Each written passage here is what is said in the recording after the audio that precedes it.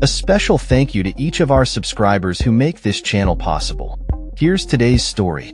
In a scene that juxtaposed history and modernity, a soldier dressed in a Revolutionary War uniform was spotted lounging under a tree, vaping and scrolling through his phone, as the Army celebrated its 250th anniversary in Washington, D.C. This moment, seemingly trivial, unfolded against the backdrop of a grand parade that was set to showcase the Army's storied past while also reflecting the current political climate. As I made my way down Independence Avenue, the air was thick with anticipation and humidity. The day was marked by a cacophony of sounds emanating from behind the Department of Agriculture building, where thousands of soldiers were assembling. These troops had spent the night in federal agency headquarters, as civilian workers were asked to telework to accommodate the military presence. The soldiers, clad in period costumes representing various conflicts throughout American history, were preparing for a carefully choreographed performance that would restage pivotal moments from the Revolutionary War to the Gulf War.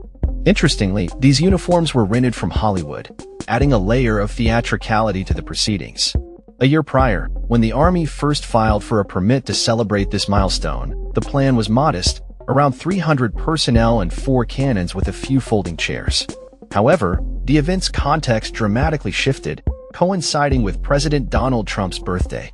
The parade's estimated cost ballooned to a staggering $45 million, raising eyebrows and prompting discussions about the appropriateness of such expenditure amidst ongoing national issues. Weeks leading up to the parade had seen military presence escalate in other cities, notably Los Angeles, where National Guard troops were deployed in response to protests against ICE raids. Trump had made it clear that any dissent against the military parade in D.C. would be met with very big force, prompting speculation among locals about the potential for unrest on the day of the celebration. As the parade commenced, the atmosphere was charged with a mix of patriotism and apprehension.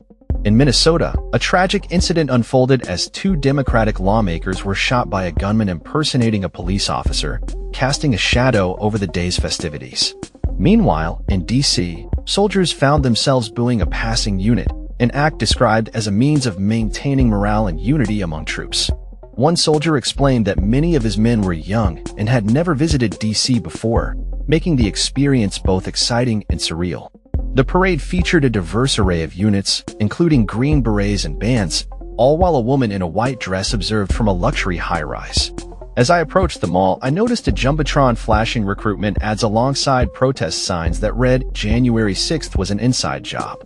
The city felt eerily quiet, a stark contrast to the usual hustle and bustle, as security measures cordoned off major thoroughfares in preparation for the event.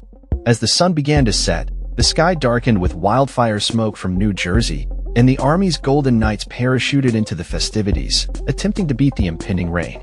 Security checks were rigorous, with TSA workers enforcing strict rules about what attendees could bring into the event, including the removal of many American flags from their sticks.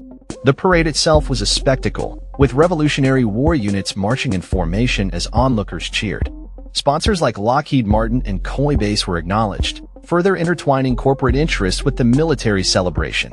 Meanwhile, a protest group advocating for the refusal of fascism marched towards the White House, their presence marking a clear divide in public sentiment. As the parade continued, a mixture of applause and chants of "You say" echoed through the crowd, while others held signs criticizing the militarization of American society.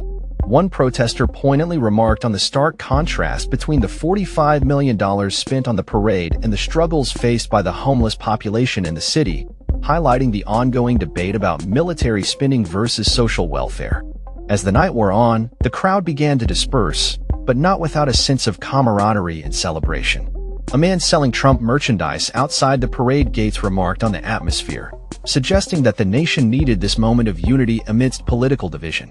The parade, while a celebration of military history, also served as a reminder of the complexities and contradictions inherent in American society today.